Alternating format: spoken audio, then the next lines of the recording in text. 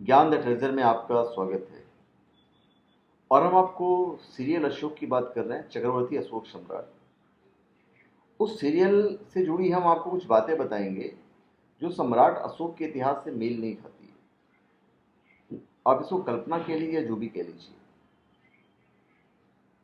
देखिए, सम्राट अशोक के बचपन से लेकर उनके सम्राट बनने तक की कहानी को कलर्स टीवी के चक्रवर्ती अशोक सम्राट सीरियल में दिखाने की एक अच्छी कोशिश की गई है।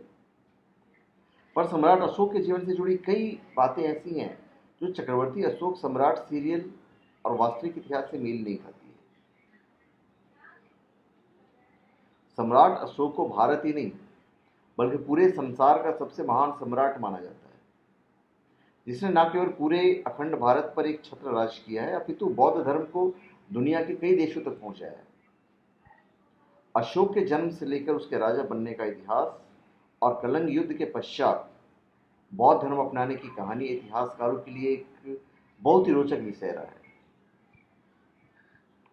तो आज हम उसी के बारे में आपको बताने जा रहे हैं।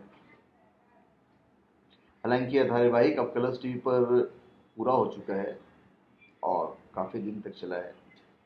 तो पहली चीज़, सम्राट बिंदुसार की 16 पत्नियां थी, पर सीरियल में दिखाया गया है 4। कलर्स टीवी के धारावाहिक में सम्राट बिंदुसार की 4 पत्नियां हैं, जबकि बौद्ध साहित्य के अनुसार उनकी कुल 16 पत्नियां थी, जिससे उन्हें कई पुत्र और पुत्रियां प्राप्त हुई है। धारावाहिक में सम्राट की एक पत्नी नूर खुरासान का प्रेम संबंध सम्राट के सौतेले भाई के साथ दिखाया गया है, पर इस बात का कोई ऐतिहासिक प्रमाण नहीं है कि बिंदुसार की किसी पत्नी का नाम नूर खुरासान था या उसका संबंध किसी और से था। लेखकों ने शायद इस विषय को धारावाहिक को और रोमांचक बनाने के लिए जोड़ा होगा।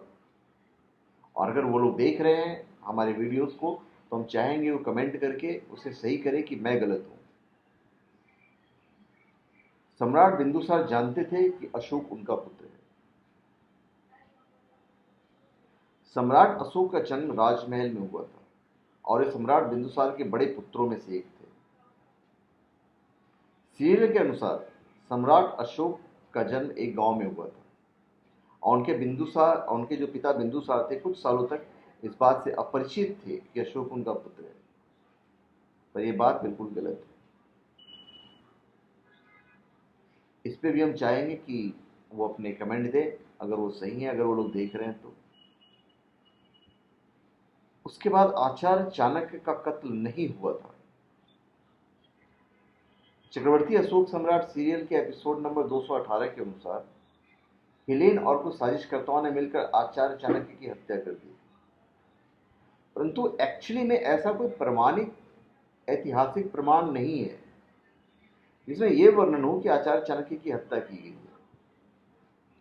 ज्यादातर इतिहासकार मानते हैं कि चाणक्य राजकाज छोड़कर जंगल में चले गए थे, जहां वो एक छोटी सी कुटिया में रहते थे। पर उनके जैसे बहुत सारी जगह मैंने भी पढ़ा है कि उनको कत्ल कर दिया गया था, उनको जला दिया गया था, पर इसका प्रमाण नहीं मिल रहा है कि एक्चुअली में कि उन्हें जला दिया गया था। फिर जैसे बिंदुसार एक मूर्ख राजा नहीं थे एक्चुअली। लेखकों ने सीरियल को रोमांचक बनाने के लिए वास्तविक इतिहास से बहुत छूट ली है और कई घटनाओं को नाटकीय रूपांतर देने के लिए बहुत बिल्कुल ही बदल दिया गया है, जिसमें से एक है कि अशोक के पिता सम्राट बिंदुसार का चरित्र। धारावाहिक में सम्राट बिंदुसार को एक बहुत ही दयालु और नर्म इंसान बताया गया, जो अपने आसपास होने वाली साजिशों से बेखबर रहता है। पर अगर हम इतिहास की माने तो सम्राट बिंदुसार एक बहुत ही समझदार और योग्य शासक थे, जो अपने साम्राज्य के प्रति बहुत जिम्मेवार थे। उस समय वो 75% अखंड भारत पर राज करते थे। अरे, जो आदमी 75% अखंड भारत पर राज करता हो बेवकूफ हो सकता है क्या? और इतने बड़े क्षेत्र पर राज करने वाला राजा इतना मूर्ख नहीं हो सकता कि अपने आसपास होने वाले साजिशों से बेखबर रहे। तो बिल्कुल गलत बात है कि बिंदुसार एक मूर्ख रह जाते हैं और उन्हें आसपास क्या हो रहा है इसका जरा भी पता नहीं हो। इतिहास के अनुसार अशोक का जन्म 304 ईसा पूर्व में हुआ है और इस समय उसके दादा चंद्रगुप्त राज कर रहे थे। चक्रवर्ती अशोक सम्राट सीरियल में दिखाया गया है कि अशोक के जन्म से पहले ही उसके दादा सम्राट चंद्रगुप्त सब कुछ त्याग कर जैन मुनि हो गए।